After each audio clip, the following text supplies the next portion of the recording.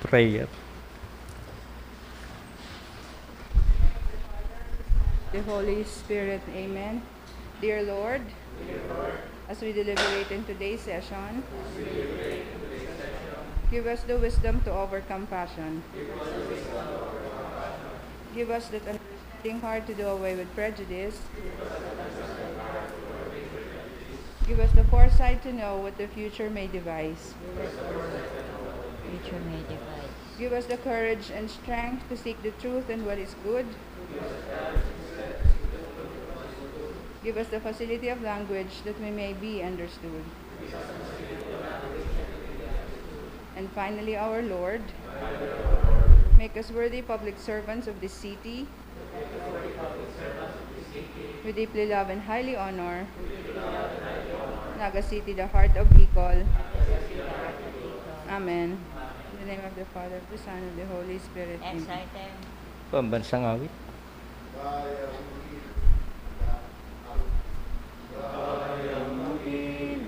Perlas ng silanganan, alab ng puso, sa dibdib mo'y buhay. Lupang hinirang, tuwing ka lang mag-ibig, sa manlulupig, di makasisiit. Sa dagat at bundok, sa simoy at sa langit mong buhang, may nilagang pula at awit sa paglayang minamahal. Ang gislap ng watawat may tagumpay na nagtitingin. Ang bituin at araw niya kailan ang pag-ibig.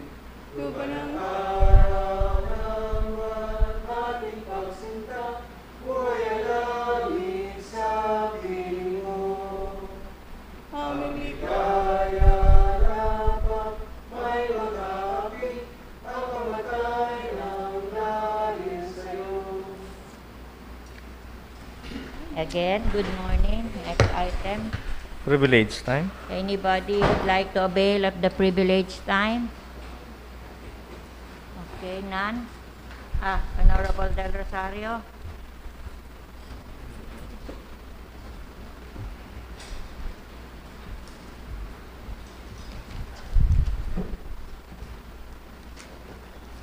Maraming aga po sa Stoy Kabos, Madam Chair, and my dear colleagues in the 13th Sangguniang Palunsod of Naga City. I shall discuss three things this morning. First, according to reports, more than 3,000 businesses in the country have informed the Department of Labor that they would be closing down their operations temporarily amid the COVID-19 crisis. Out of these 3,000, 200 firms have already informed the DOLE that they would be permanently closing down. According to DOLE Secretary Silvestre Bello, there are 2.7 million workers whose livelihood were affected due to the ongoing crisis. Philippine Statistics Authority data, on the other hand, showed that 7.3 million individuals were left jobless as a result of the economic impact. On top of the proposed additional subsidies by the national government, which is now pending in Congress on third and final reading, our local government, the city government of Naga, must also exert effort to reach out to the displaced individuals and or workers, whether they are professionals, teachers, or other jobless individuals. We need to confront poverty now. Poverty is intergenerational. If you do not confront it now, you are amplifying the poverty in the future. If we do not confront it now, according to a Bicolani congressman, we will have to spend more to correct greater damage in the future. I hope, Madam Chair, in today's discussion of the annual investment plan, we will be hearing more on the strategies to address this concern, particularly in Naga City. Second, Madam Chair, the state recognizes the active participation of NGOs or non-government organization and people's organization in nation building. In pursuance of this mandate, the city government of Naga has strengthened its partnership with NGOs and POs, some of which are active in the field of traffic management and volunteerism in Naga City. Presently, there are volunteer enforcers supporting the city's traffic enforcement units. Some of them are deputized by the Office of the City Mayor. In response to their dedication and hard work, it is imperative for the city to reciprocate their hard work all these years by coming up with an incentive program to reward them of these actions. Given the cap on the city's personnel services, the growing demand for traffic enforcers because of our traffic situation in Naga City, it is high time that we rationalize the services of the volunteer traffic enforcers. In Metro Manila, Madam Chair, the previous grant of incentives given by the Metro Manila Development Authority, which was otherwise declared illegal by the Commission on Audit, and which resulted to the refund of the amount granted, was mainly because of the lack of the necessary ordinance coming from the local government unit. Hence, I am proposing today an ordinance authorizing the grant and providing guidelines for its administration so as to achieve a systematic and orderly procedures in recording and accounting mechanisms, and in order to help our volunteer traffic enforcers in Naga City. Lastly, Madam Chair, we are glad to know that retired General Antonio Nilayan Garjola, a Naga City native, was designated as Regional Director of the LTFRB last Friday, June 3 to 2020. General Garjola served as the City Director of Naga City and eventually the Regional Director of the Philippine National Police in Bicol. A decorated police officer and dedicated public servant, he served as member of the board of the LTFRB National before accepting the Bicol LTFRB portfolio. Last month, to recall, Madam Chair, we passed a resolution asking the LTFRB to prioritize the grant of permit to traditional jeepneys so that passenger ridership is addressed and to help the drivers and operators cope up with the impact of pandemic. I hope that he will expedite the release of the permits for this in Bicol and in Naga in particular the soonest possible time. Thank you and good morning. Thank you, Honorable Del Rosario. I'd like to acknowledge the presence of the Honorable Mary Kyle Francine Trifulca and also Engineer Kalingasyon, Menandro Kalingasyon of the City Agriculturist Office. Next item. Reading and approval of the order of business. Honorable Elmer Valdemoro. Thank you, Madam Chair. Madam Chair, may I move to dispense the reading of the order of business with the following inclusion. Item number 1 of the special business or order is the proposed resolution expressing the deepest condolences of the 13th Sangguniang Panglungsod and officialdom of the city government of Naga to the bereaved family of the late Honorable Marisa Lourdes Mercado Andaya, representative of the 1st District of Camarines Sur. Under unfinished business, Madam Chair, item number 8 is the letter from the City Legal Office endorsing the ratification of the deed of absolute sale entered into by the City Government of Naga and the Tan families. Item number 9 is the letter from the Housing and Settlement Development Office pertaining to the list of beneficiaries awarded at the Liberty Village, San Rafael, Cararayan, Naga City. Item number 10 is the letter from Naga City Urban Poor Federation submitting the copy of the revised program and budget. Item number 11 is the committee report of the Committee on Appropriation.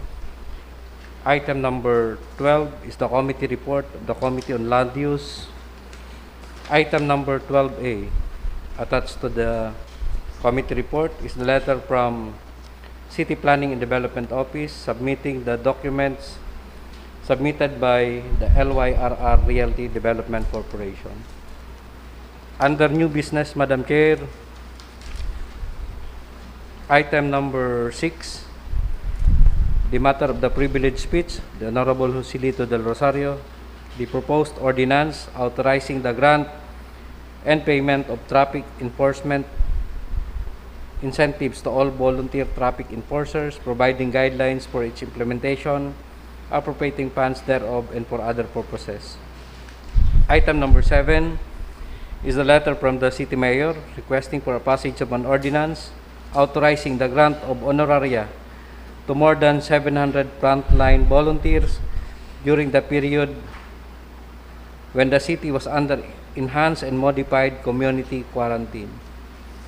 Item number 8 is the letter from Engineer Alexander Canning pertaining to the proposed ordinance for lot donation. Item number 9 is the proposed ordinance sponsored by this representation, an ordinance creating certain plantilla position in the office of the Sangguniang Panglungsod. Item number 10 is the letter from the City Treasurer's Office submitting the report of real property tax delinquents as of December 31, 2019. Under other matters, Madam Chair, item number 2 is the memorandum from the City Mayor pertaining to the adoption of economy measures.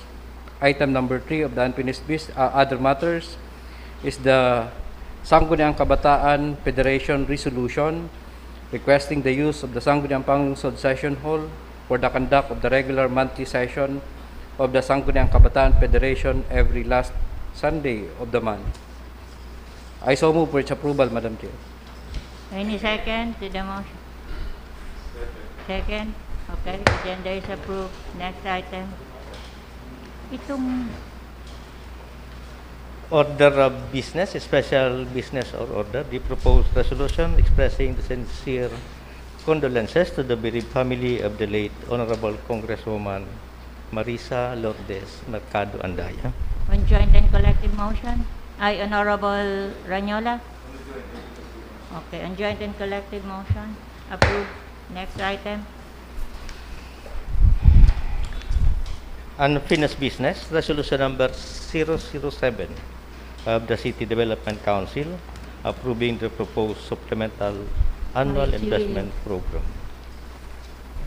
And also the resolution number 008 of the City Development Council approving the annual investment program for 2021 to guide the budgeting and resource allocation for various social, infra, economic, environment, and development administration programs of the city.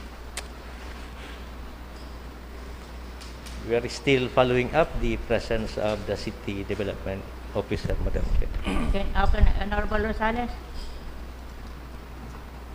Given the absence of our City Planning and Development Officer, may I move for the temporary deferment of this matter and move to the next item in the meanwhile. Okay, thank you, Honorable Rosales.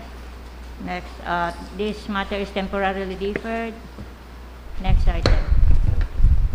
Copy of resolution number 001 of the City Development Council approving the inclusion of COVID-19 and other essential expenditures of the city government in the 2020 annual investment program.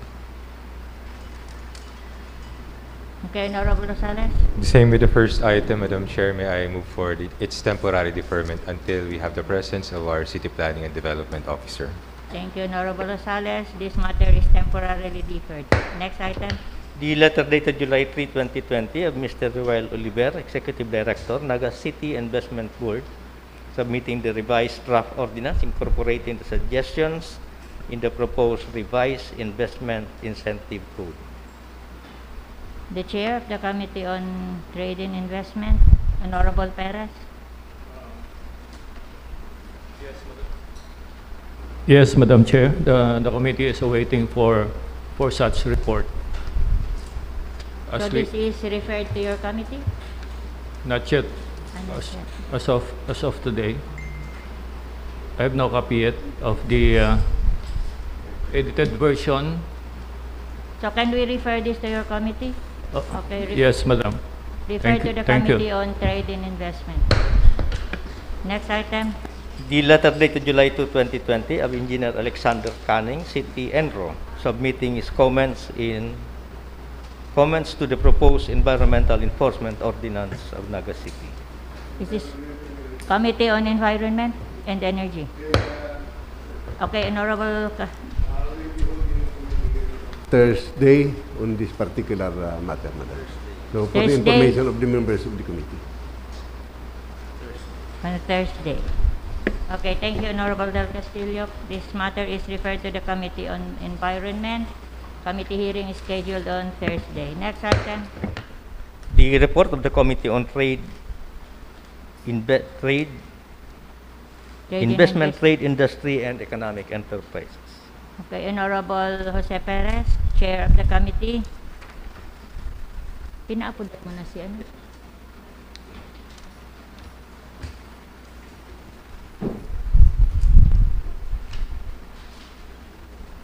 Good morning, Madam Chair and my dear colleagues. May I request acknowledgement of the following committee report of the Committee on Investment, Trade, Industry, and Economic Enterprises. Your report is acknowledged. The committee had its hearing last June 29. Last June 29. And the following proceedings took place. We have two items taken up. The first is the letter dated June 11, 2020 of Mr. Ruel Oliver, Executive Director of the Naga City Investment Board, submitting the proposed revised investment code. Disposition. May I proceed with the disposition of the You may item proceed. taken up?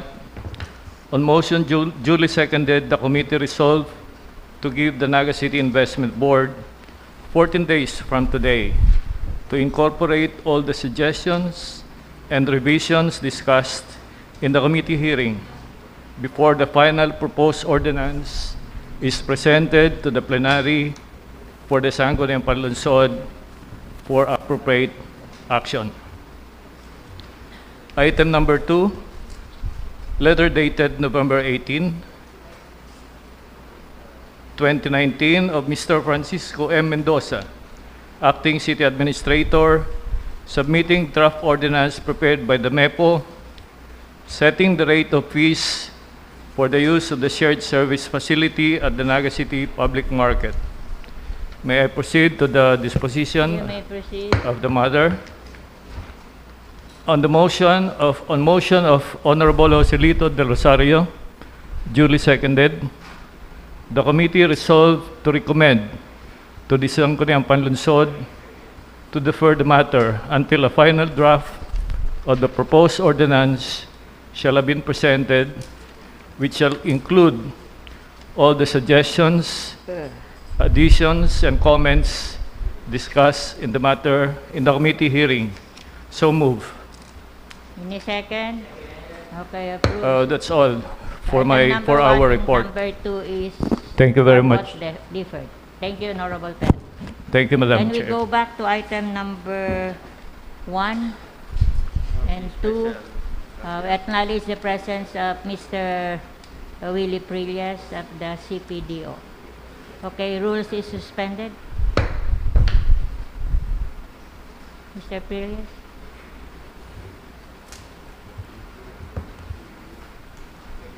Thank you, Madam Chair. Good morning, Your Honors. What we will present today is the proposed 2021 AIP. We would request for the deferment of consideration of the supplemental 2020 AIP because the Local Finance Committee has only met last Friday and failed to meet last Monday. It is scheduled to meet tomorrow to finalize the streamlined list of the PPAs for the supplemental budget. So we will focus our presentation for the 2021 AIP because it is going to be the basis for preparing the 2021 budget for next year. Next slide, please.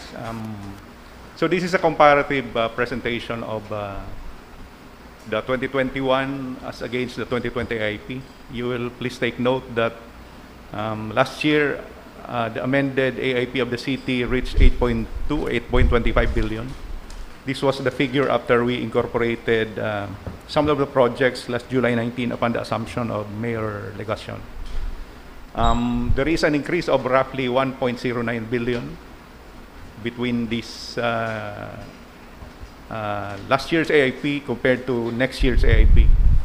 The question raised during the last session was, where are the changes taking place? And we have prepared slides, Your Honor. But before we go into that, let me just show you the status of submissions of the different offices, because this is material to the answer to the question. There are three colors presented, Your Honors. Yellow is that we copied entirely the submissions or the entries from the 2020 AIP, meaning to say the office decided not to prepare and instead resubmit the entire AIP for 2020. So no change. The white one is that there is a totally new submission. So for instance, Sangguniang Panlunsod submitted a totally new AIP for 2021. The orange one is that there is a submission, but the item for general administrative services was left blank. So what we did was to just copy the general administrative services from 2020 and transpose it into the 2021 submission. So moving forward, to the bottom is the summary of the submissions. The number of offices out of 55 who submitted totally new are 22. The number of offices with new submission, except for the general administrative services, consisted of 12, and office without submission or decided to resubmit entirely the 2020 AIP numbered 21.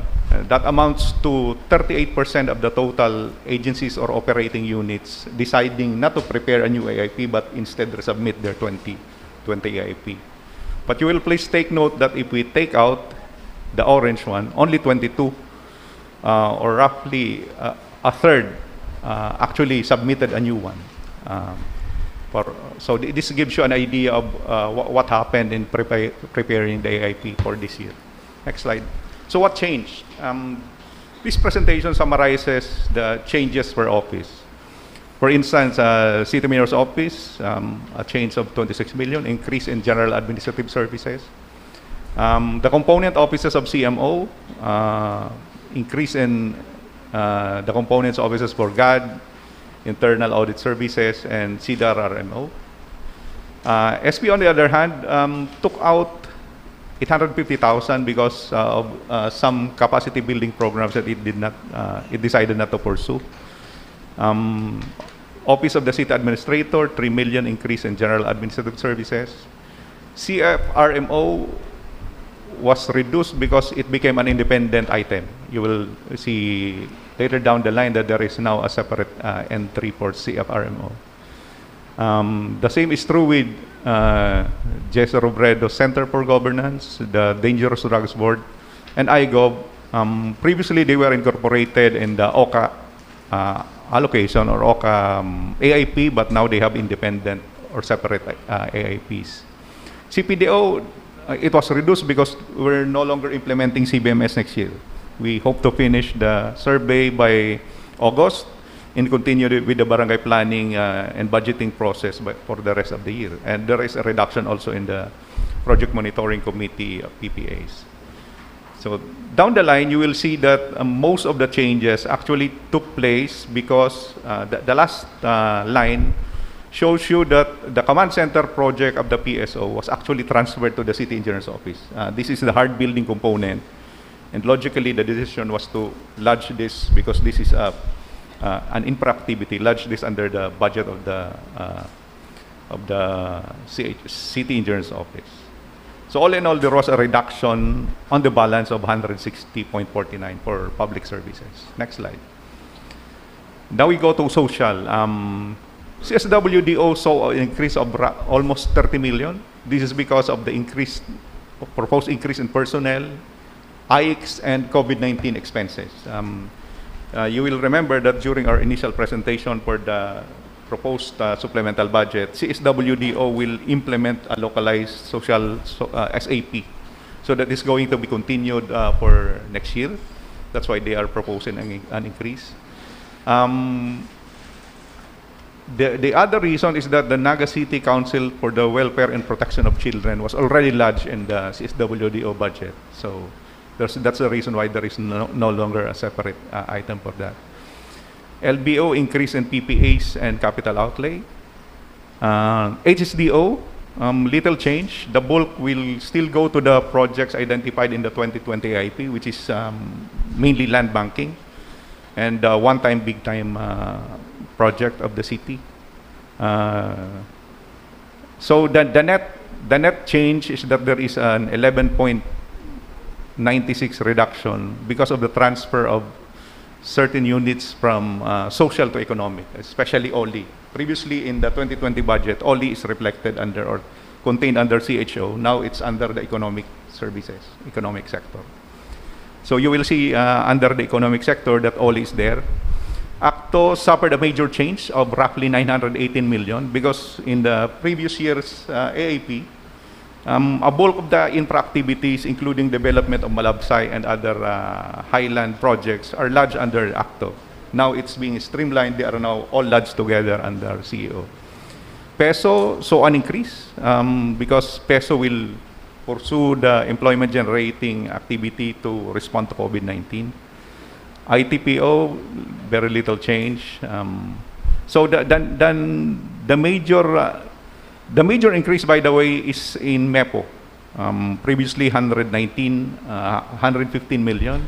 It is proposing more than half a billion because of the proposed development in the public market. But on the balance, you will see a change of roughly half a billion, and this is because of the transfer of the infra projects of ACTO to CEO. Next slide. Yes, Your Honor. Ayan sa OLI, I think, Balik tabi. di ba Yes, sa ma'am. audit, ito ay sa COA, ay ano, tungkol duman sa mga economic, ang city hospital nga ni pagkakasya na maging, tapos ang OLI, gigibuhon economic, and enterprise. Ayan lang. Okay, Honorable Del Castillo. Madam Chair, I noticed LBO will increase by 10.3 million pesos. What are the components of those increase? My staff, when it checked LBO, said that there is an increase in the dissenting palubong, but I sense that there is an increase in PS for LBO. PS. Personal services. Personal services? Yes. Can we see the details of that proposal? Because as of now, we are awaiting for the submission of the right sizing of the city government of Naga. So I believe that there will be no creation of position or adjustment of personnel pending The right sizing. approval of that right sizing. So I'm just wondering, 10.3 increase, 10.3 million increase, that will cover personal services. My manifestation is correct, Your Honor. The general administrative services of LBO is pegged at 10.17 million. So largely, if you're seeing there 16 million, 10 million of that is because of the proposed 7 million will go for personal services. Yeah, that's right. That's right. Dagdag. May we see the details of those proposal, Madam Chair? I am not at the moment privy to the details, Your Honor. What were submitted are line item submissions. For example, general administrative services. It is a lump sum item, the 7 million, Your Honor. Okay, I want to put that on record, Madam Chair, that I have an unanswered query on that item. Thank you. So I will ask the LBO chief to respond to your concerns, Your Honor.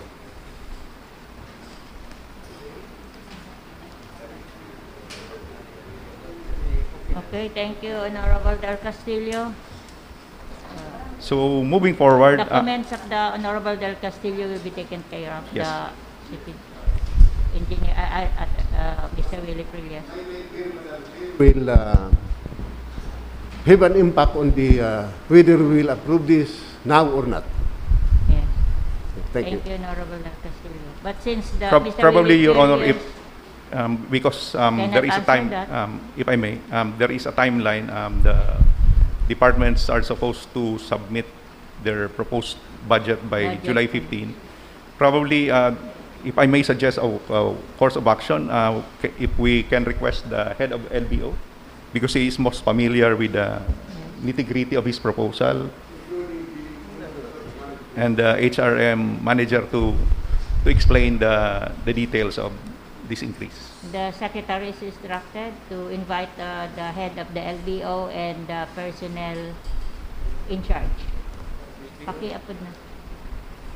Kindly continue, Mr. Pillas. So moving forward, as I was saying, the net balik tabi. The net reduction is around $500 million, mainly because of the transfer of the Actos 900 million outlay for infra to CEO. So next slide. We go to the last two sectors, natural services. You will see the impact of the completion of the full completion of the sanitary landfill. This is reflected in the 293 million reduction in proposed expenditures, because in 2020 there was still an expenditure for the completion of the SLF, but now there's none. So that is a substantial reduction. Almost 300 million reduction for natural resources services. Engineering, on the other hand, as I was saying, in 2020 they had 2.1 billion. This year they have 4.14. So this is the result of the transfer of the PPAs from ACTO and ITPO, PSO, as well as the supplemental PPAs. If you will recall, your honors, last February during the CDC meeting, and as well as July last year, when Mayor Legacion assumed office, certain priority PPAs, you even endorsed some of them to the national government. They're still retained under the CEO because they are still priorities. They were otherwise sidelined by the COVID pandemic, but we're still retaining them. That's the reason why there is a 4 billion outlay for this, a difference of 2 billion.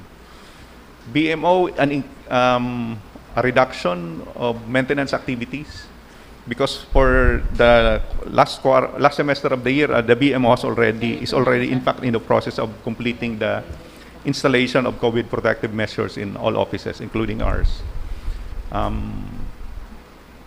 SOAMO and Motorpol essentially had the same. So all in all, the result is that we have an increase of roughly $1 billion because of the increase in infra, general administrative services, and COVID PPAs, considering that the pandemic will still be with us next year. Next slide. So in terms of source of fund, we are projecting the following. There will be a 12% increase in the allocation for NGAs. Last year, we're only looking at sourcing out 1.7 billion of the infra projects of the city, but now we're looking at securing 3.19 billion from national government agencies, mostly to fund our infra projects. Borrowings will go down from 800 million to roughly 600. The 600 is broken down into, again, the one-time big-time requirements of HSDO. And then we are looking at outlays for certain key projects of the city government, like, for instance, the Naga City Hospital. If the national government is not amenable to fund it, we might be forced to fund it through borrowings, as well as a counterpart for the public market, if that is required. So this is just a proactive measure in case those decisions are required down the line, Your Honors. But for the rest of the outlays, they generally remain the same. The only changes being in LDF, because we are looking at reduced collections next year. So consequently, you will also see reductions in our allocations or charging to these special funds, as well as the LDRRMF. Okay. So anyway, Your Honors, these are taking the more conservative stance insofar as allocation are concerned. So moving forward, this will just give you next slide, some of the highlights. We are still maintaining the waste to energy project. This is the biggest for the general public service sector. There is an ordinance that mandates the government to explore private sector investment in this. So we'll still do that. And you will see the next projects. These are the three of the priorities of the new administration to put up decentralized essential services in Santa Cruz and Balatas. And then facilities and other solid waste management facilities and expansion of socialized housing site. Next slide. PSO is looking at putting up a command center, especially in response to COVID. And then equipment for clearing operations, drugs and medicine, especially considering that the pandemic will still be with us. Next slide. For the social services, land banking will still be pursued for the one-time, big-time initiative of the city government. So the first two biggest projects actually require that, a total of 285 million. Then low-rise housing project, 70. Again, and followed again by one-time, big-time activities at different areas of the city. Next slide. These are HSDO projects. Different urban poor communities. So you will see that HSDO actually accounts for the biggest social investments of the city government. If the administration so desires, it provides or lays down the basis for investing into that sector. ESO still requires investment for Educare because we're now allowed to use SEF fund to support Educare. And ICT equipment, especially because at least for the first semester of 2021, there will be no face-to-face classes. So a continuing support is needed for that. Next slide. There is also an outlay for surveys by HSDO so that we can actually title properties and then transfer them to beneficiaries. And internet connectivity for ESO, especially for the upland areas. Next slide. For physical improvement, you will see that NCPM physical improvement tops the list, close to 500 million. For OLI and City Hospital, an outlay for various drugs and medicines. Peace and order, satellite markets, also consistent with our plan to expand the services of the NCPM, not only at the main facility, but especially at the upland. Next slide. Next slide, please. Sustain the cleanliness for the BCS, especially in the COVID context, management and operation, etc., etc. For PESO, additional working capital through lending assistance, which is a regular project of theirs. Next slide. For environment, these are the proposed activities of SWAMO because we need to replace our trucks. So the acquisition of one garbage truck that will handle the hazardous waste. And then the Nagalinaw project of the ENRO, which seeks to improve the various waterways of the city. Next slide. You also have mapping, especially at the Mount Isarog National Park, and inventory of the 600-hectare protected area. Next slide. For infrastructure, these are the bigger items. Road concreting, Naga City Science High School to Balatas. This is being proposed for implementation by national government. The Walang Kamatayang Clupa, Calawag, San Felipe Road. Road reblocking improvement, Almeda. This is being funded, by the way, by the DPWH. It's already part of their 4-year program. Mabolo bypass, part of the priority of the new administration. The Esplanade, so you have already approved this in the supplemental 2020 AIP. Next slide. Public buildings, the Convention Center, of course, the new Naga City Hospital, the Safety and Resilience Center, revetment with road component at the Esplanade. Again, solid waste management track and repleting project, and asphalting of various urban poor relocation road projects. Next slide.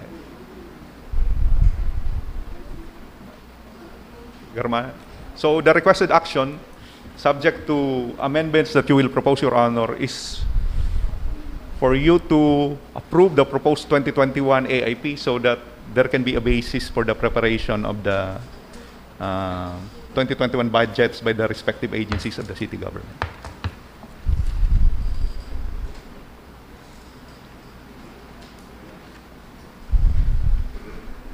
Okay, Honorable Rosales. Madam Chair, I did not see the details of our investment plan for our local development fund. Usually, Your Honor, the LDF will be taken out from the priority infra projects of the city. So there's going to be, usually this is a lump sum, but ideally this should already be enumerated by the city budget office. So if you so desire, probably we can task the budget office to present an initial list of the infra that will be charged to the LDF, so that we can actually move forward from having lump sums to more detailed outlays chargeable to LDF. In the presentation, LDF is treated as only as a source of fund that will fund our infrastructure activities. May pa si LDO. Yes, Madam Chair, may we request for the details of the LDF, the investment plan for 2021 for the LDF. I think if we will consider our AIP, then one of the required details to be provided is the details of the 20% LDF and not just a lump sum. Probably as a way forward, if you will allow us, Your Honor, the LFC, the Local Finance Committee, will be meeting tomorrow. I will bring it to their attention so that we can respond with more specifics to that concern. Okay, Honorable Baldemoro.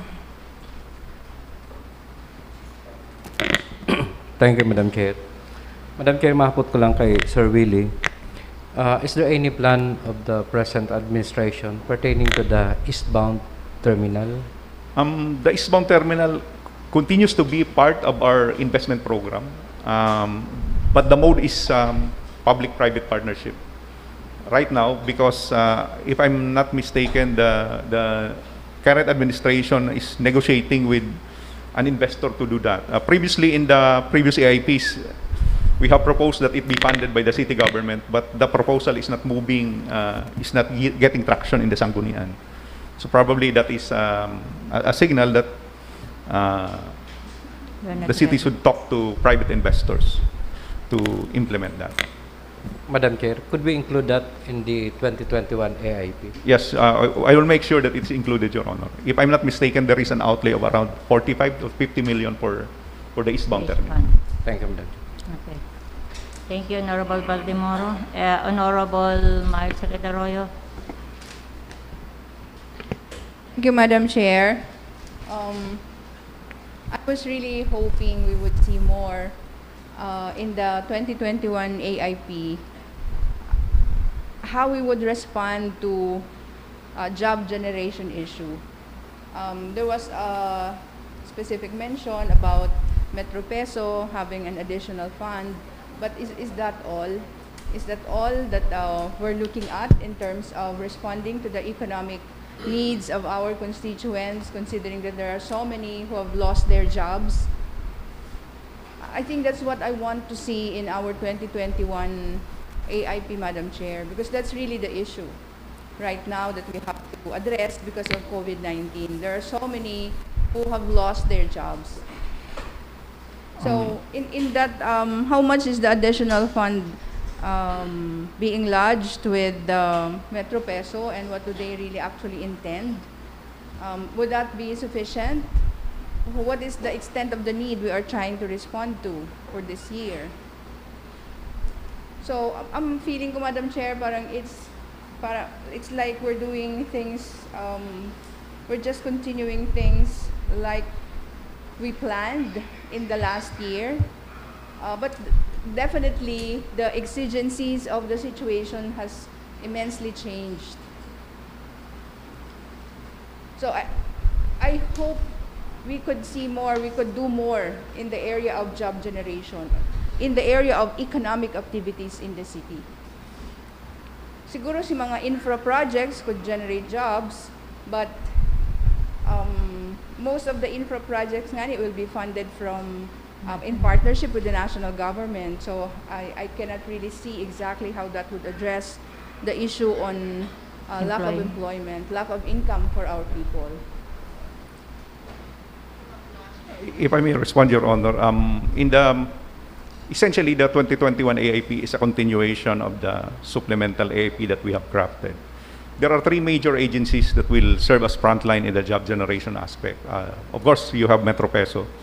They will be the ones in charge of implementing the community employment program. So in their outlay, they have, if I'm not mistaken, proposed an additional 10. But we're open to giving them more because I particularly see the need that they continue that activity. The other is the City Agriculturist Program. The main activity that we have actually identified during our initial meeting with the LSC is the continuation of the effort to provide free inputs to the farming sector. So there is also an outlay that supports that. And secondarily, there is an outlay for the waterways improvement, the Lino project of the ENRO, to support the cleaning of waterways by communities living there.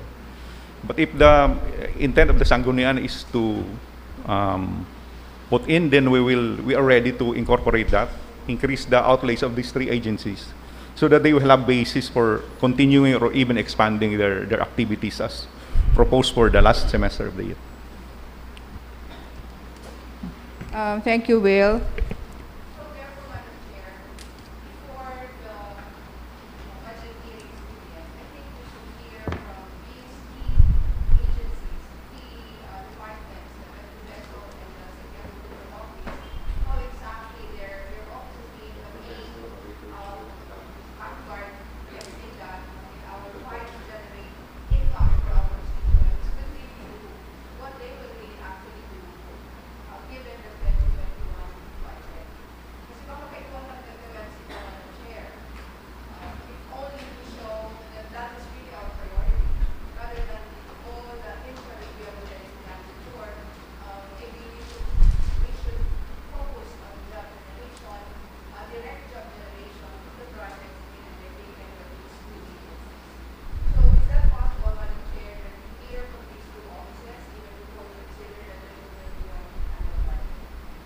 The Metro Peso and City Agriculture Office. So But as a footnote, Your Honor, as an aside, we are open to increasing the outlays for this office, the investment for AAPs for this office, so that they will have the basis moving forward to the space moving forward to propose activities that will respond to the suggestions of Councilor Arroyo. I personally believe that is also the direction that the city should be taking. But oftentimes, the constraint of the office is that we only rely on the submissions of these offices. To be candid about this, the City Agriculture Office is not actually comfortable going beyond their comfort zone. But if there is a prodding from the Sangguniang that they should do more, probably we can start with putting an outlay and then in the budget hearing asking them to precisely do that, to do more for the farming sector, because that is something that the sector really needs. thank you, Mr. Pillas. When, Honorable Marcia Quidaroyo, when do you want the Metro Peso and City Agriculture Office to report to the Sangguniang Lungsod? During the session or during ang oversight? I think, Madam Chair, so that we could give it more time, it should be a special session or a different venue, a different schedule, not during the the session. regular session. Madam So we'll Chair. just write the two offices to Yes. prepare.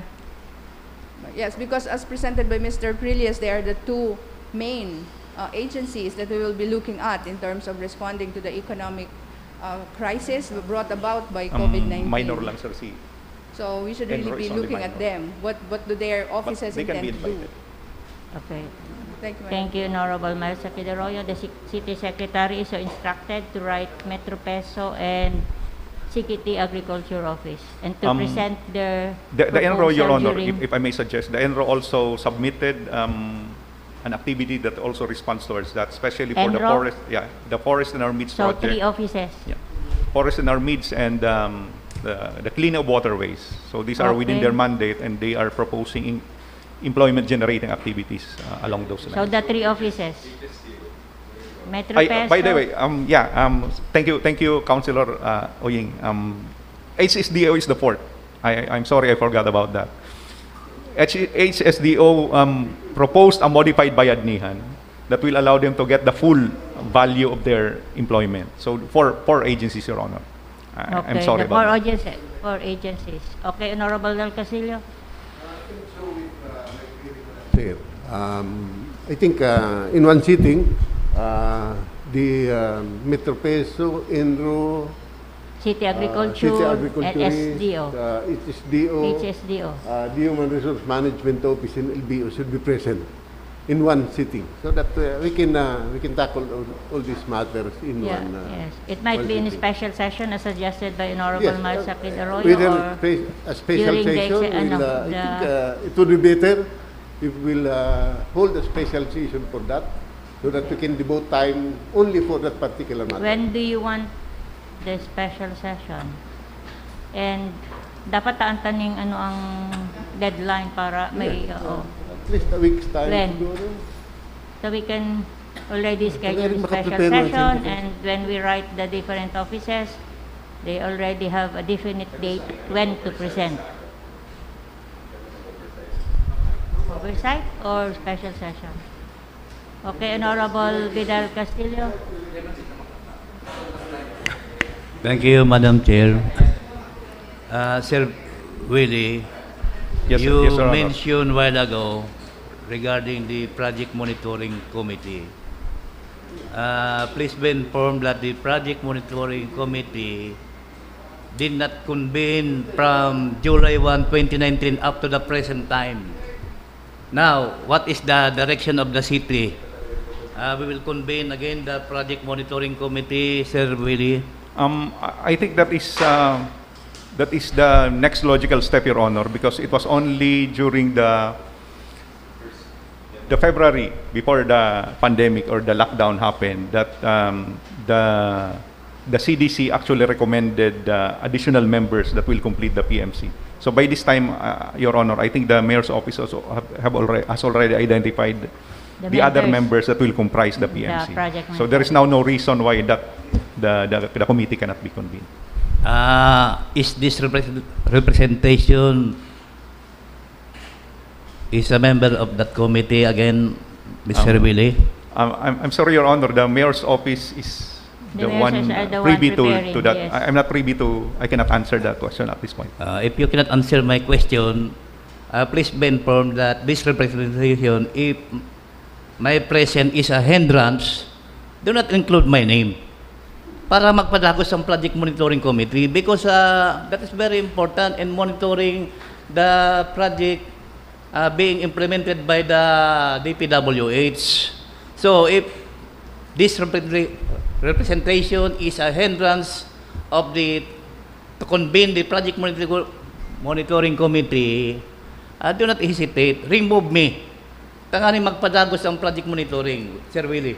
Okay, thank you, Honorable Thank Castillo. you, Your Honor. I'll take note of that. Yes, as stated by Mr. Willie Prilles, it's the office of the city mayor who is in charge of the other, to include other members in the project monitoring committee. Honorable Del Rosario? Oh, si Say Baga. Nagpahunod siya, Madam Chair, sa Masubin. According to age. Yeah. Madam Chair, I was listening intently sa presentation, and Mr. Prilles stated that out of more than 50 offices, 21 did not submit. Yeah, did not submit. So we took it as a message that they are resubmitting their 2020 Meaning they're not really keen on extending maximum support. Now with this call, Madam Chair, as I mentioned in my previous speech, yung job generation, and that's also mentioned by Councilor Miles, we need to come up with a sort of task group to focus on that area of job generation. sa mindset, sa context na igwan yung mga opisina sa City Hall na dengayo nagka-come up and nakakasabay sa tempo kang executive department. So, I'm proposing that para comprehensive ang sa indang isasubmit na report igli sa city. I'm not really comfortable with yung pivot na mas dakul ang infra spending ta next year kesa duman sa mga economic activities and social activities na dapat pukusan ta. Siguro kang mayong COVID, pwede yan, araw kayo na anggulo. But with this COVID, Madam Chair, and with the vaccine now in sight, forthcoming, So, pang health. kaya dapat mas ta. Ngunyan, Mr. Prillas, ang question ko is, we're talking of amended AIP for 2020. The proposed AIP for 2021. 21. So meaning, sa ngunyan, ining remaining months of August, September, October, November, and December, how do we address yung concerns ta sa unemployment? How do we address yung concerns ta sa health services? How do we address yung concerns ta sa health and nutrition? How do we address the other concerns related to COVID? So very clear strategy ang pigahagad mi sa indungon yan. Because as you mentioned, we're talking of 2021. And from the 2021 AIP, we will call here yung gigibuhon ta mga actions for next year. For the next So in the meantime, how do you address these things? The 5 months. If I reiterate again, Your Honor, the LFC was tasked during your last session to come out with a more detailed investment program, supplemental AIP for 2020. We should have been able to submit it at least early this morning, but the scheduled meeting last Monday was set aside because of the regular committee hearing of the Committee on Appropriations. So the decision of our chair, who is also the acting city administrator, is for us to meet tomorrow so that we can submit more focused list that already identifies the funding source. Remember, Your Honor, that last week, the main concern raised by the Sangguniang is how are we funding the initial list of almost $500 million, considering that we are looking at a shortfall of no less than 300 million, and at the same time, these are new activities that are unprogrammed or unidentified when we prepare the IEP. So, by next week, Your Honor, we will already have an answer to that question. The strategies are clear, but the challenge is how to really fund that. So the LFC should be able to answer that question. So Your we Honor. will be expecting your report on next week? Next session? Monday at the latest, Your Honor. Monday, okay. Thank you. On follow-up, Honorable Yeah, again, Secretary. Madam Chair, yung dainggay kakasabay na opisina na pig-mention ko sa bago, 21 offices. yeah, 21 offices. So, kung may sila mga submissions, and kung si Mr. Prillas ang nagsisibot lang na maray, without the full backing of these offices, the strategy as far as he is concerned, malinaw sa iya. But how do we cascade this duman sa mga opisinang nababanggitan? So, kung nahiling tang very clear ang strategy, why do we have to put in there additional 10 million only for the Metro Peso? Kulang na marayan, Madam Chair. Sa job generation, kulang na marayan. Of course, we also have yung bayadnihan sa urban poor. Oh. Pero kulang na marayan, Madam Chair, kasi may kitang clear na database pa sa ngunyan.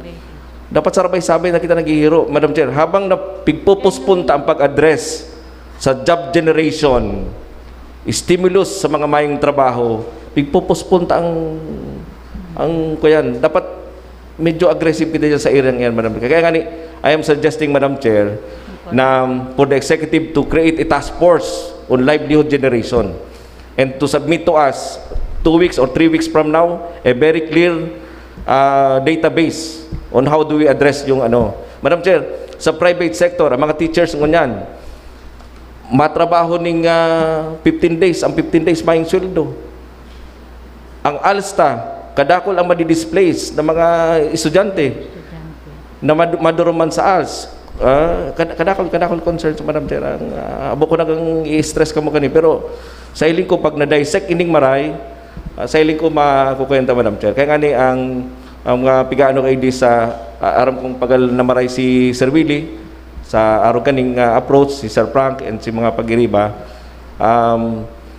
sector specific, job generation, ano ang focus nito dyan, arin mga areas dyan, arin mga opisina na matrabaho dyan, come up with the figures, come up with the data, and paano mo implement, ano ang timeline. You identify the core strategy, the strategic areas, the strategic actions, implement this. Para ining succeeding 5 months, Madam Chair, iwan na kitang maginibo as far as job generation is concerned. Thank you, Madam Chair. So you're proposing that the executive create the task force? Is that the result? Are you going to? Specifically, Madam Chair, on job generation. On job generation. On job generation. What Because office will be in charge? Probably, kung siyang i-appointin dyan, para mag-focus lang dyan. Tangarig, subgroups ang approach. Then, igwaman sa health and nutrition, ano man ang kwento man. Then, pagsaramahon. Because, pag iniling tani, Madam Chair, pag iniling tani, kwen siya ning tables, matrix, and how do we cascade this in the immediate 5 months? So you are proposing a resolution addressed to the executive? Not necessarily resolution, Madam Chair. I'm just echoing this.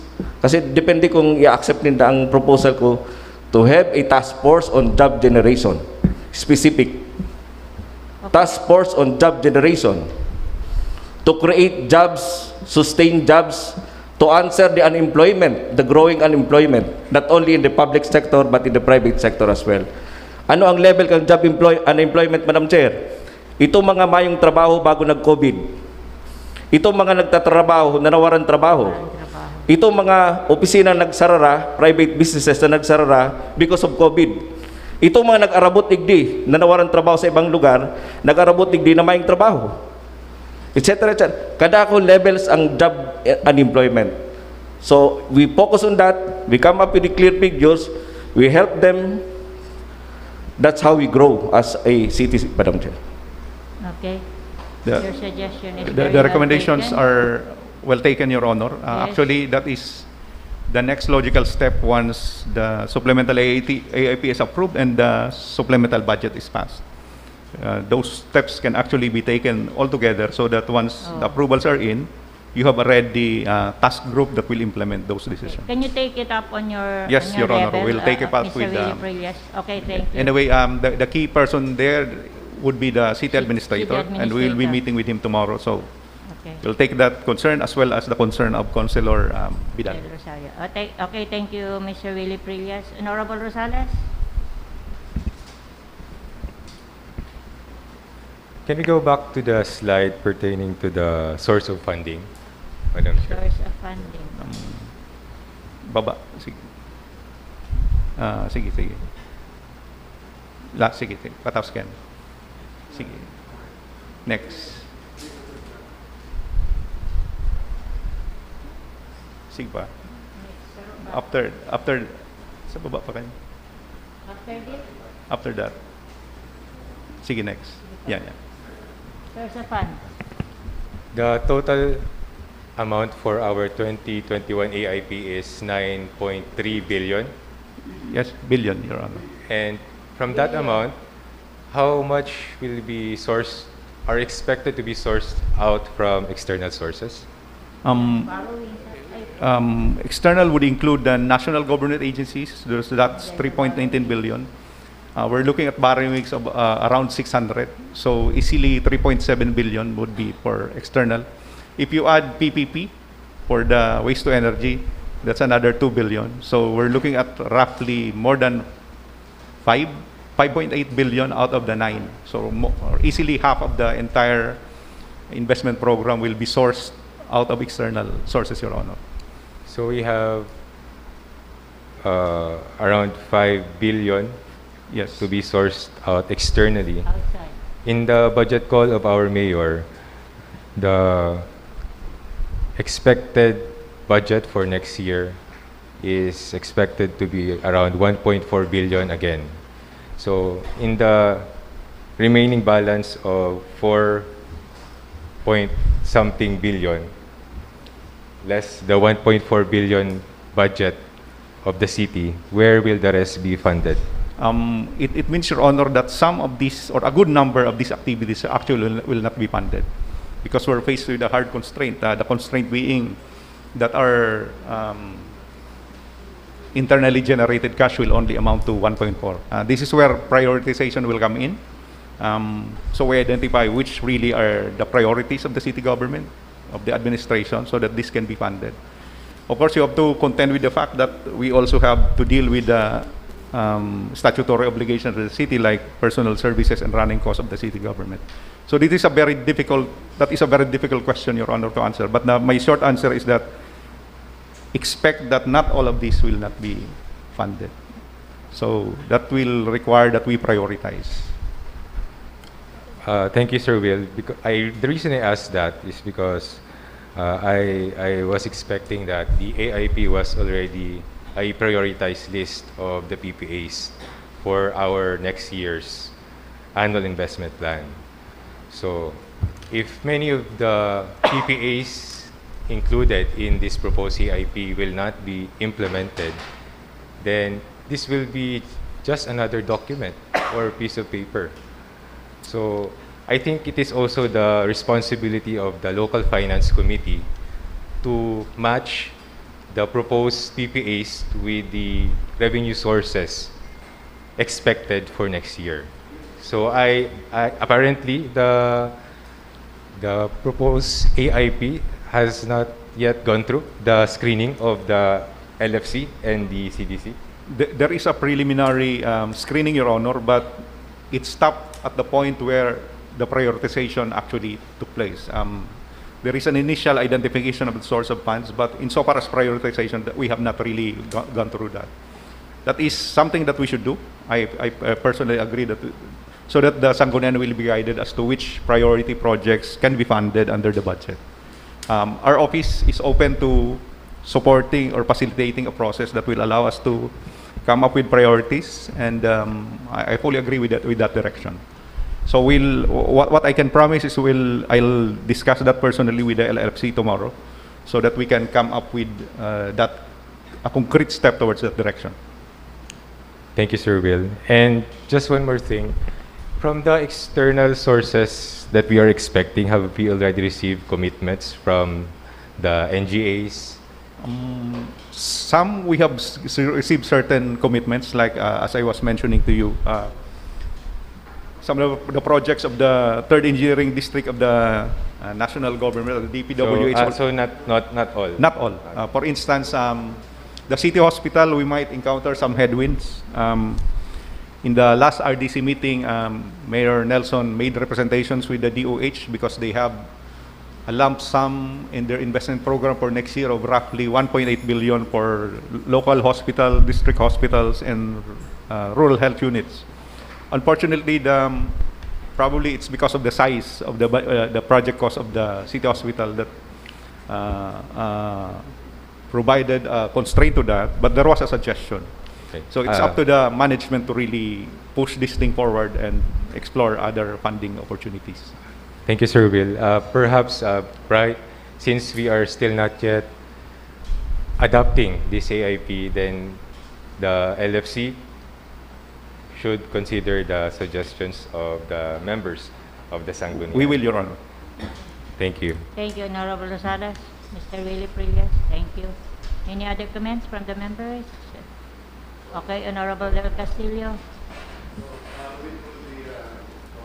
And suggestion, Madam Chair, will be this matter be taken up? I think we should give the executive, together with the other offices, at least a 2-week period on which to submit their concrete proposal on the issues raised during today's regular session. If I may, Your Honor, Your Honors, I'm not sure if the target of July 15 is a hard constraint because in the budget call, we are supposed to submit our respective budgets because it will have to go through a process mandated under the People's Budget Ordinance. But if the Sangguniang is amenable, subject to certain clarifications that were made, for instance, with the Lingkod Barangay, with the four Peso. key agencies, if it is okay with you to, in principle, approve this, conditioned on the local finance committee submission of for instance, the concerns of Councilor Oying Rosales, and the more detailed action plans or activities or PPAs on job generation to be put together by HSDO, Metro Peso, Agriculture, and then ENRO. Probably you might want to take that into consideration in respect of the budget call timelines. As far as this representation is concerned, Madam Chair, I can raise that issue during the budget deliberation. Siguro duman ko siya hingutuhan after the submission of the executive budget to us during the deliberation in budget hearing. I can tackle that matter, Madam Chair. But with the other concern, I believe, I don't know, with the Honorable Arroyo, because and the Honorable Rosario, because that matter is quite urgent. To answer the cropping up the problems we are encountering right now, I think it should be addressed, and there should be a concrete action plan to address those concerns. Your concern. Thank you, Madam. Okay, thank you, Honorable Del Castillo. Honorable Perez? And then Honorable Arroyo. Willie, medyo intrigued ako. I was intrigued by what you said. We cannot expect all the projects or targets to happen because of yun na nga, kulang ang resources. So, are you saying that those numbers are things that we cannot rely on? I'm not saying that, Your Honor. What I'm saying is that these are activities already identified by the respective officers. Already programmed. But they represent the ideal. We are faced with the real being the budget constraint or the money being collected by the city government. And the fact of the matter is that the COVID has further reduced that capability to fund those. So what I'm saying is that they are there in the list, but we are severely limited by our capability to finance them. That's why the suggestion of Councilor Rosales is very much in order. Given this constraint, we'll have to prioritize. You need some guidance on what really must come first, given that we will not be able to fund all this. So the long answer is that in some ways they are wish list, but the upside is that they went through some pencil pushing by the concerned agencies. So there was some thought that went through the process of identifying this. Okay, thank you, Willie. Honorable Maisakid Arroyo. Yes, quite confused when Will said that that what is in the AIP will be subject to further prioritization. Ang pagkakaintindi ko po, ang local development plan is our wish list. But the AIP is also already our reality. Kaya sa AIP, dyan na po nahihilingan rin ang paprioritize yung given the resources that we are hoping or expecting to have. So, kung bako po ini ang sa tong, if this presentation, which is AIP, is not supposed to be our priorities yet, then when do we prioritize? No, so I'm really confused because as I understand, AIP should already show our priorities. In some ways, Your Honor. And therefore, I am objecting to a 10 million only additional to Metro Peso, for example, because ang pinaka-issue tango niyan is response to income generation. So 10 million lang ang nilalaagtang dagdag from the previous budget of Metro Peso. How much is the additional budget for the City Agriculture Office if we were looking at this office also as the office that will lead income generation direction? budget for HSD o kadaklan po sa budget sa HSD or really is just for purchase of land. That will not generate jobs. So gusto tang mahiling ano talaga si mga income generation activities kaining for frontline agencies tang ini. Kasi iyan po, that's the issue really that we have to respond in our 2021 AIP. So I cannot agree to an approval in principle in this AIP because I cannot see yet the priorities that we are agreeing to given this AIP being presented. Okay, thank you, Madam. Honorable Miles Arroyo. Honorable Rosario, and then Honorable Labunan. The Honorable Del Rosario is yielding to Madam according Chair, to ang AIP, di ba annual yan? yes, annual investment plan. May annual plan ka for, how much is it? Something like 9 Next year. billion. Alagad, nasa half ka yan, iaasap ta pa sa luwas. Ilikuntan lang si kaya ta. Dahil taman nga ni kaya, so kabanga kayan.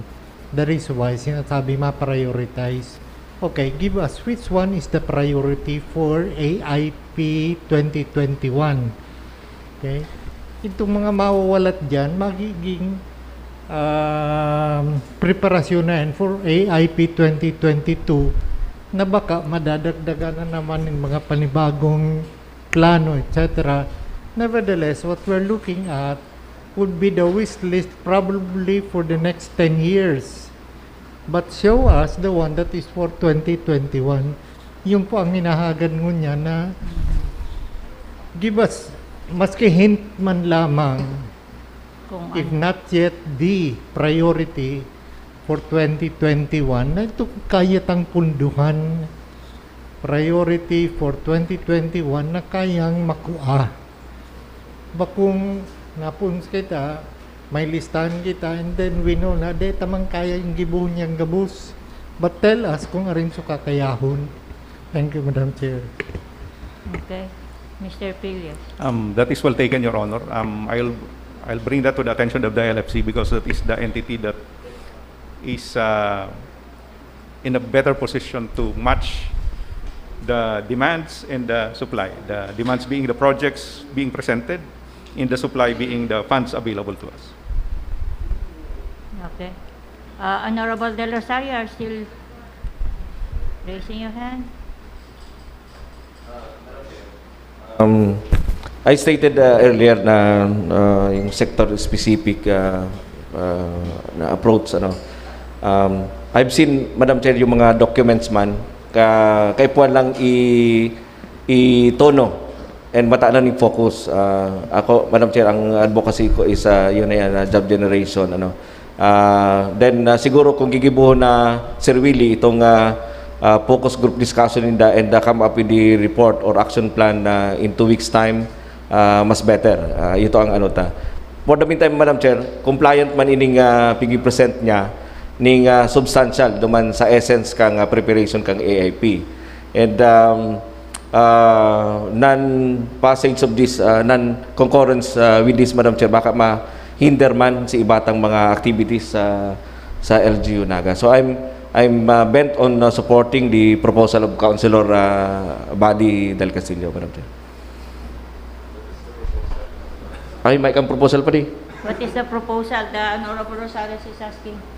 Okay. Kung may proposal sa Madam Chair, kung may proposal si Councilor Buddy, I'll stand and I'll make the motion for the approval in principle of this AIP 2021. Before that, Honorable Rosales, any comments? I just want to clarify, what does it mean when we approve something in principle? Does it mean approve na pero day pa? Or Kay Puan may kulang. May sasubmit pa. If I may, Your Honor, certain concerns were raised in regard to the 4 agencies. So my sense is that it should be conditional. If there are questions or clarifications concerning them, probably they will be put on hold and require some more details from them. The 5th would be the Lingkod Barangay, because Councilor Del Castillo raised some concerns about the 7 million PS for the Lingkod Barangay. So, But And the other one? so if the conditions were not met, then it will not be... then the approval will be revoked. yes. Okay, but, okay, Honorable Del Rosario. Sa papalan, Madam Chair, I noticed yung sa public market na where sort of parking or we source fund and we park for yung sa market. May pig-aprobahan ba kita last session na address sa DBM kasi may kwarta ng DBM for ano. So baka dahil man kay puan yan substantial amount yan for the market, Madam Chair. Just to clarify, Your Honor, if the market project will be implemented by next year, it is advisable to put that still in our AIP, but the funding should be from the National Government Agency because that might be required, and it is better to be prepared in that instance. So there's a, before that, Honorable Marcelo Arroyo.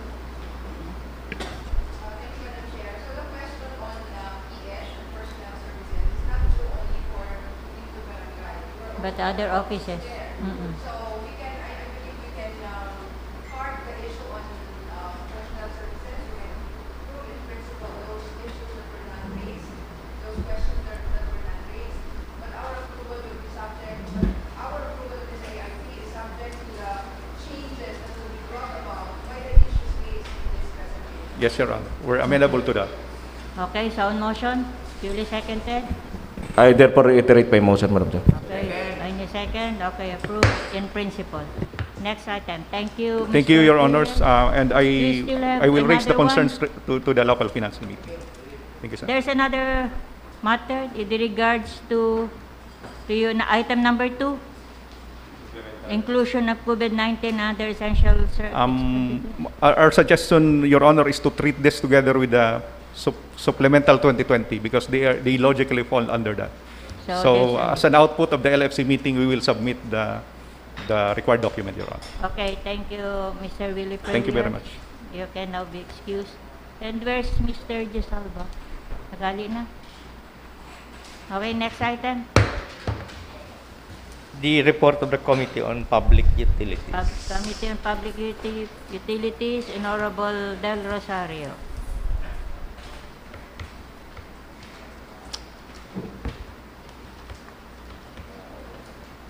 Good morning again, Madam Chair. May I request acknowledgement of the Committee on Public Utilities Your report. report is acknowledged. The meeting was held 2 July 2020. There was no quorum, Madam Chair, so I'm moving that we constitute the entire Sangguniang as a committee of the whole. The Sangguniang is convened as a committee of the whole. 2 items were discussed, Madam Chair. One is the letter dated June 4 of Mr. Richard T. Rocha, Vice President for Operations, LYRR Realty Development Corporation, regarding the water source and its distribution relative to their application for development permit of the proposed Deca Homes Grand Vale 3, located at Barangay San Felipe, Naga City. As to the disposition, Madam Chair, Okay, proceed. by the way, Madam Chair, we conducted several meetings for this, and we required the parties to submit reports to back up their claims. And during the final meeting, we agreed on the following, Madam Chair. So, as to the disposition, considering that the initial opposition of the Metro Naga Water District, MNWD, to the application of the development permit of the LYRR Realty Development Corporation for Deca Homes Grand Vale 3, Barangay San Felipe, had been withdrawn, and the necessary memorandum of agreement had been entered into by both parties dated June 15, 2020, governing water rights and reciprocal obligations of the parties in water distribution. The committee therefore recommends the Sangguniang Panlunsod to favorably consider the grant of the development permit, having satisfied the requirement as far as the Committee on Public Utilities is concerned, subject to LYRR's compliance of other requirements set forth by law and ordinances, and to furnish the City Planning and Development Office and the SP Committee on Land Use of the copy of the said Memorandum of Agreement for their information and guidance. So we are referring this matter, Madam Chair, to CPDO and the Committee on Land Use. I so move, Madam Chair. Any second? Okay, this matter is referred to CPDO. Second, the first endorsement dated March 9, 2020, endorsing the memorandum agreement between the City Government of Naga and Smart Telecommunications Incorporated relative to the latter's intent to improve their service in terms of the signal and the preparation for 5G network technology through the installation of facilities at Bicol Bicol Central Station. As to the disposition, Madam Chair, on motion of Honorable Jesse R. Albius, duly seconded by Honorable Jose B. Perez, the body resolved to recommend to the Sangguniang Panlungsod passage of resolution granting authority to the City Mayor to enter into a memorandum of agreement between the City Government of Naga and Smart Telecommunications Incorporated on the latter's intent to improve their service in terms of signal coverage and in preparation for 5G network technology through the installation of facilities with an indoor distributed antenna system at the Bicol Central Station, subject to the ratification of the Sangguniang Panlungsod. I so move, Madam Chair. Any second to the motion? Okay, this is approved. As to the third item, Madam Chair,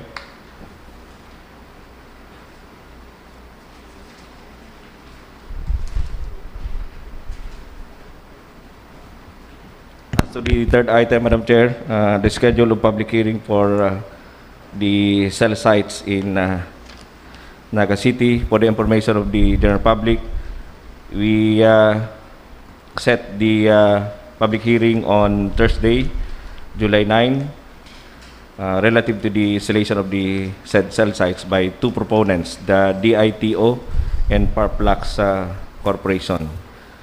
May I read for the information of everyone. For San Felipe, the location of hearing will be at Barangay Hall, time 8:30. Project proponent, the DITO Corporation. The landowner will be our Floramte Agara of Zone 1, San Felipe, and Mr. Randy Madrid, Zone 5, Barangay San Felipe.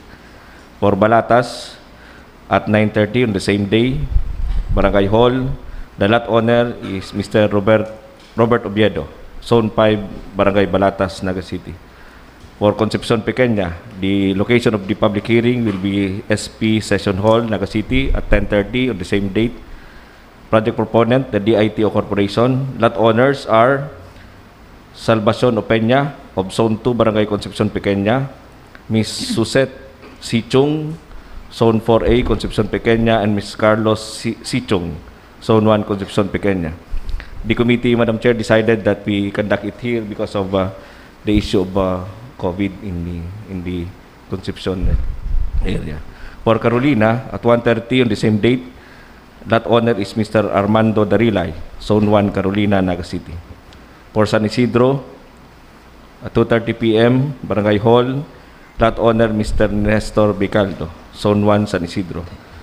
For Pacol, at 3:30 on the same date, Barangay Hall, that owners Ernesto Mangiat, Zone 1, Pacol, and Jerry Ragual, Kilometer 7, Zone 3, Pacol, Naga City. Those who are interested, please attend and manifest your observations, comments, or positions, or other sentiments as far as the proposed installation. Thank you, Madam Chair, and good morning. Thank you, Honorable Del Rosario. Honorable Del Castillo. The public hearing will just be conducted on July 9. But for the information of this body, the construction of the cell site at Barangay San Isidro is already completed. So, garo yan nainot si Kalisa sa kabayo. Dahil pa nga ni pigdadangog si pagtugot, kung matugot o dahil si komunidad, tapos na si pigigibo. So, what would be the effect of the public hearing on that cell site is already completed? Madam Chair. Okay, Honorable. I think there's an anomaly here. Yes. So, along the San Isidro Carolina Road, I passed there Saturday and Sunday morning. And tapos na. Tapos na si site, Madam Chair.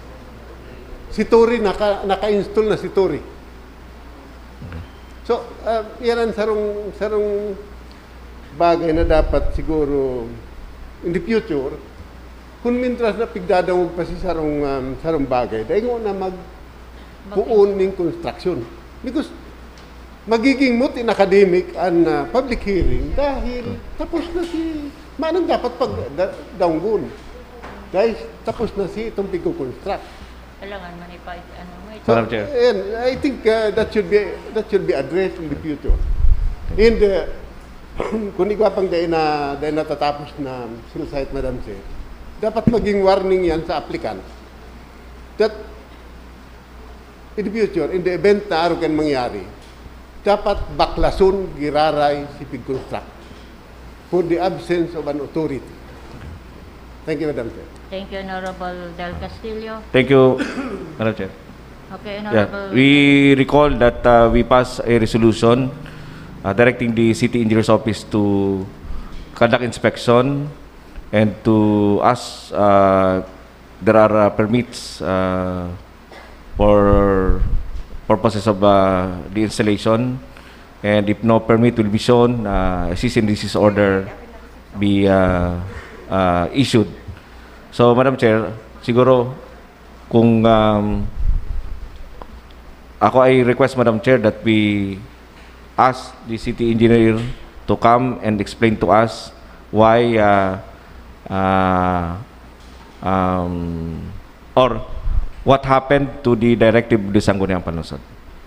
So may I ask, Madam Chair, that we request the presence of the city engineer in today's session. Okay, the SP Secretary is instructed to invite the city engineer. Honorable Abonal? It's already 10:35.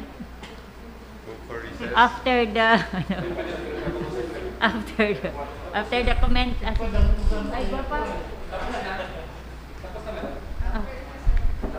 Yeah. Before you, the Honorable Abonal. Okay, Honorable Abonal.